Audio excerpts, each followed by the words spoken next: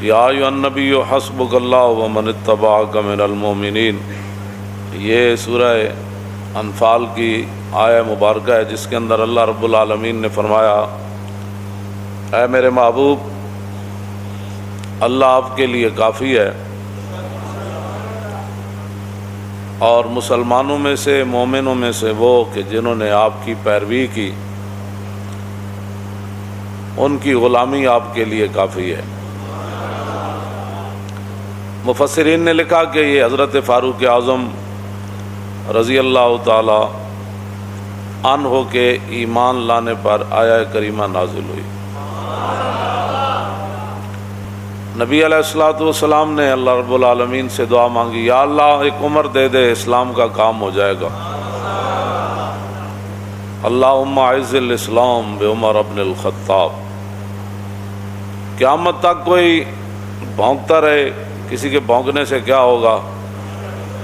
قیامت تک کوئی پیشاب میں منہ مارتا رہے، اسے ہمیں کیا غرض ہے؟ کہ جب رسول اللہ نے اللہ سے دعا مانگی، یا اللہ عمر کے ذریعے اسلام کو عزت دے دے۔ ما فشاند نور وساگ آؤ آؤ کند، ہر کسے بر خلقت خود می دند۔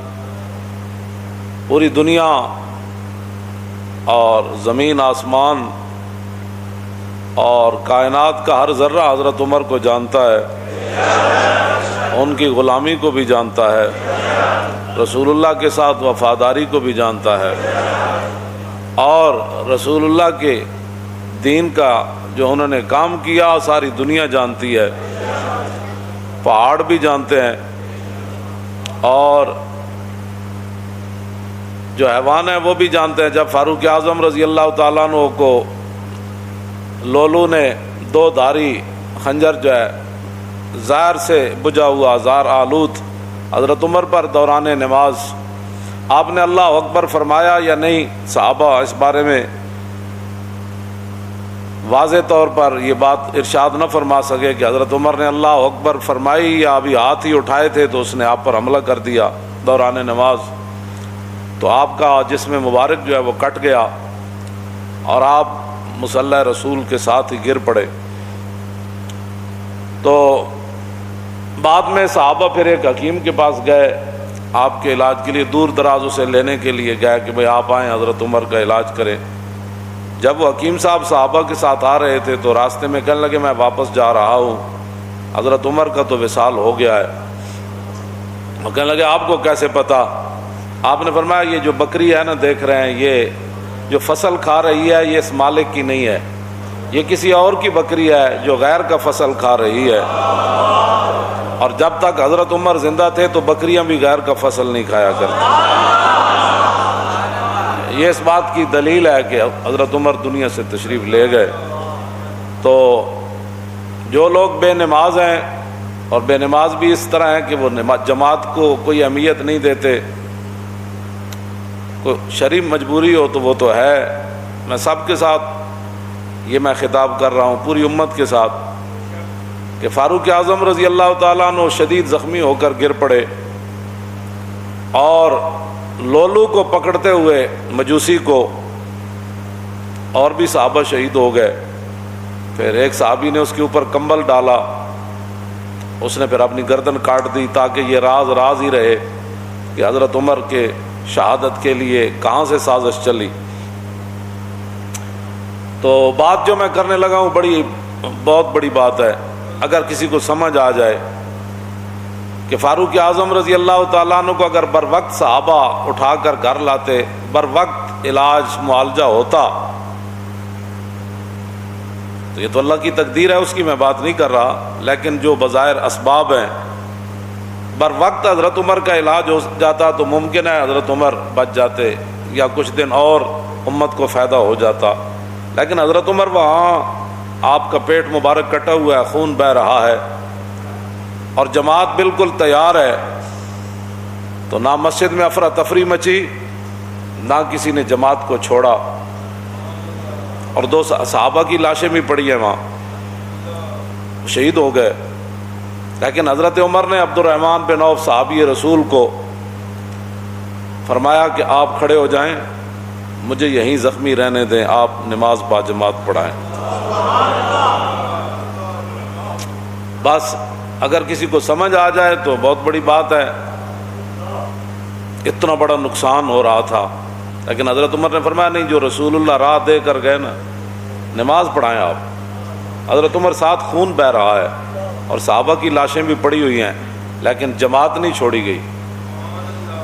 اور آج مسلمان ہر چیز چھوڑ کر جو ہے وہ چاہتے ہیں کہ مسلمانوں کو عزت ملے، ایسے نہیں ہوگا، ایسے نہیں ہوگا۔ انہی راستوں پر چلیں گے تو عزت بنے گی۔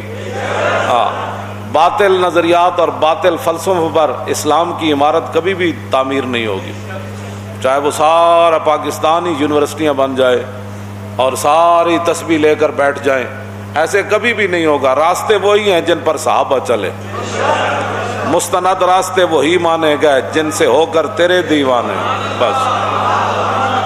اور لوٹ آئے جتنے فرزانے گئے اور تاب و منزل صرف دیوانے گئے۔ مستند راستے وہی مانے گئے۔ کوئی لاکھوں قیامت تک بڑبڑ کرتا رہے اور لاکھوں نئے نئے نظریات نکالتا رہے، نظریات وہی ہیں، راستے وہی ہیں جن پر صحابہ چلے اور چل کر پوری دنیا کو بتایا کہ کی محمد سے وفاتوں نے تو ہم تیرے ہیں، یہ جہاں چیز ہے کیا لوح و قلم تیرے ہیں۔ اب تو مسجدوں میں جمعہ پڑھنے کے لیے بھی لوگوں کو پریشانی ہوتی ہے کہ مسجد وزیر خان میں لبیک والے جمعہ پڑھنے نہ جائیں۔ گلائے جفائے وفا نما حرم کو جو اہل حرم سے ہے، کسی بت کدے میں بیان کروں تو صنم بھی کہہ دے ہری ہری۔ اور میں کیا جڑے پہلے تمبو تھے لگتے سن، وہ بھی نہیں آرڈر ہویا بھی یہ تمبو بھی نہیں لانے، کیونکہ مسلمانوں نے یہاں آج اپنا شوکت اسلام کا اظہار کرنا ہے۔ ہاں جی، اقبال کہندا شکوہ عید کا منکر نہیں ہوں میں، مگر قبول ہے فقط مرد حر کی تکبیریں۔ اقبال کہندا میں عید اجتماع دا میں منکر نہیں، لیکن اللہ اکبر بھی جنیاں دی قبول ہوندی۔